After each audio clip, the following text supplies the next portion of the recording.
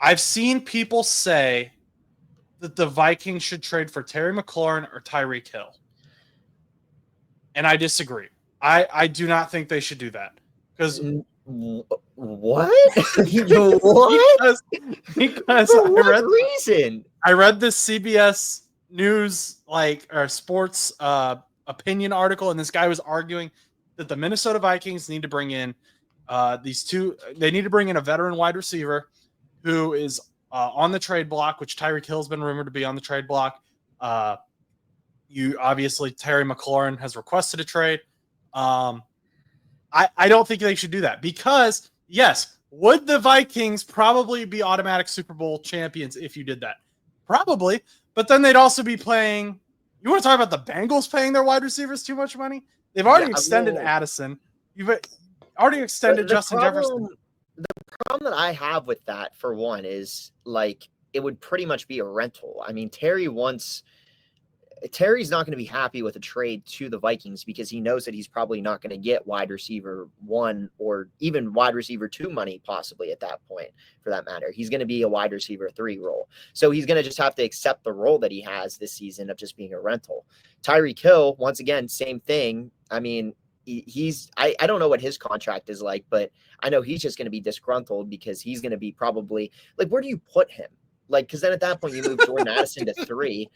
I mean, it's a weird version of what the Packers were dealing with for a while, where it's you have 3 very good wide receivers with Dobbs and all those guys, and you're just kind of where do they all mix in? Christian Watson, and you're just kind of oh, this is really interesting, but they don't need all. I mean, Houston's another great example. I mean, Tank Dell, Stephon Diggs, Nico Collins, plus all these other, and you're where are you going to fit all these guys? And now it's different now. Stephon Diggs is no longer down there and stuff, but nonetheless, I don't think that that's a logical thing. Why aren't they running with Jalen Nailor? What is the reason for no Jalen Nailor? He has had some decent games when Addison hasn't played. 2022 pick a couple years ago. I mean, he's in his 3rd year. Why don't you use him as a wide receiver 2 for a little bit? He's got some injuries. Okay. Let me see if there's an update here. But I know he was injured. Makes sense. Yeah. He hurt his hand, which is kind of important. Which is not helpful. But, definitely need a hand. He's week to week. He hurt his hand and joint practices with the Patriots.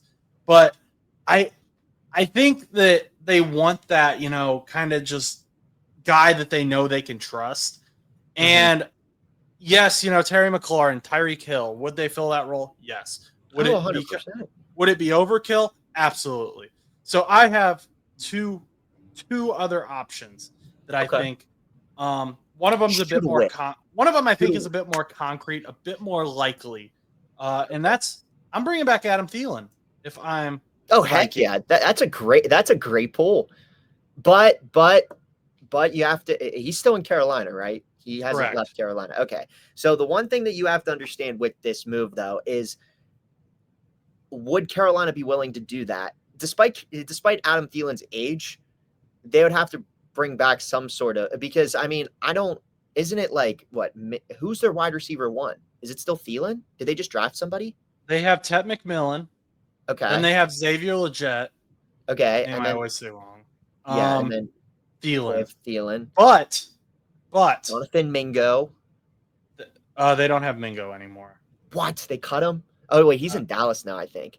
I believe so. They do have Hunter Renfrow though, who I'm not saying he's as good as Thielen, but you have Tet, you have Xavier, you have Chuba Hubbard had a breakout year last year. He did. He's going to be good. You've got Rico Dowdle now. Who knows what Jatavian Sanders? I don't know that we've seen his full potential. If you're looking at rebuilding with a younger team in Carolina, trading Adam Thielen would allow you to do that because Adam Thielen's kind of old. Yeah, I mean, you could move him, or I guess Renfrow too. I know you're not as on with Renfrow, but Renfrow's also. You could move Renfrow. I just think late 20s? Yeah, 29.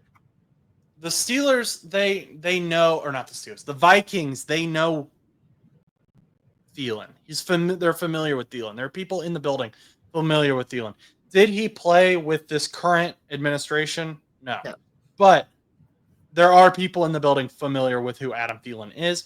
He's reliable. He's going to be good for those 3 games that you need him to be good. He's going to be reliable, and he's not going to cost an arm and a leg like some of these other guys are. Which is true. I mean, you also have to think about that too. The value. I mean, you could probably get Thielen for like a day 3 pick, right? If you really want it, like, because I mean, he's in his mid-30s. I mean, he's still producing well, but like, you could probably, I think that would probably make a lot of sense. And if I'm the Panthers, like, I don't think I'm going to be competitive this year, to be honest. Like, yes, the NFC South isn't great, but I don't know that. Well, I don't think arguably. I think that's arguable, but okay. I don't think the Panthers are going to make the playoffs personally. And if I don't either. We've already talked about this. I think they are going to be a lot better than you think. I think a lot of people are sleeping on the Panthers, and I think that I don't think they're going to be great, but I definitely think they're going to finish second. I think they're going to finish second. Do you think they're in a position though to say no to a extra day 3 draft pick? Absolutely not. Okay. Absolutely not. I don't think so. But I'm just arguing the fact that you don't think Carolina's going to be good. I don't think everyone thinks that Carolina's going to have like 3 or 4 wins. No. It's going to be. I think they're a young team with a lot of potential that is still figuring it out. But anyway, the other option I could see here is them trading another day 3 pick for a Bengals wide receiver. And I used Mitchell Tinsley just because he is, he should make the roster. Burrow wants him to make the roster. Burrow has said he wants him to make the roster. He had a phenomenal game against the Commanders, but also, it's the Bengals depth chart, the wide receiver room for the Bengals is insane. I mean, You've got Jermaine Burton's our wide receiver 4. You have Gesicki, who is a tight end, who's effectively another wide receiver. Like, a lot of these guys are good. Is Yoshi Voss still on that team too? Yeah. You have Yoshi, Charlie Jones. Like, you have good guys that just aren't going to see the field just because the way the Bengals offense works, it's so heavy into Jamar, and then you're heavy into Higgins and Gesicki now. And so your wide receiver 3 effectively becomes your wide receiver 4. So Bengals need assets. They need draft picks to fix this defense, whether it be next season.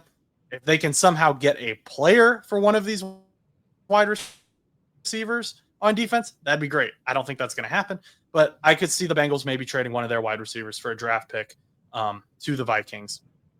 That is probably a little bit less likely because the Bengals do play the Vikings in that 3-game period.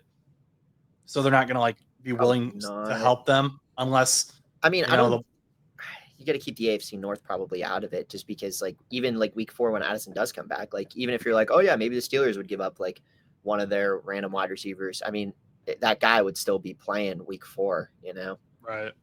I think even if Addison's back. So if I'm the Vikings, I'm making the call down to Carolina for this guy right here. Get him back 100%. In the purple. This jersey swap is insane though, right? Yeah, I know. Dude, you're such a good editor. Why didn't you go into graphic design? I know. Anyway.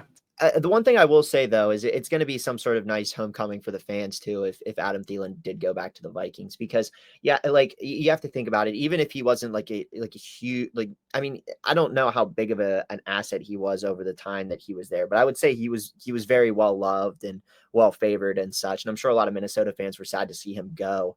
So having him come back, I know from just I know this is a completely different sport, but the Pirates, for example, the greatest team to ever touch a baseball bat, the Pittsburgh Pirates. We traded away Andrew McCutchen, who was the heart, love, and soul of the team during our 2010s playoff run. And we ended up trading him away. And then he ended up coming back a couple years ago, and fans were literally losing their minds over it because he was a staple during that time. He went away for a couple of years and then came back. And it was exciting. So I think in a similar sense, I think if Adam Thielen came back, I think a lot of people would be excited because it wasn't like he was a bad wide receiver, nor was he a bad wide receiver during this time either in Carolina. He was injured a lot, if I remember correctly, when he was in Minnesota.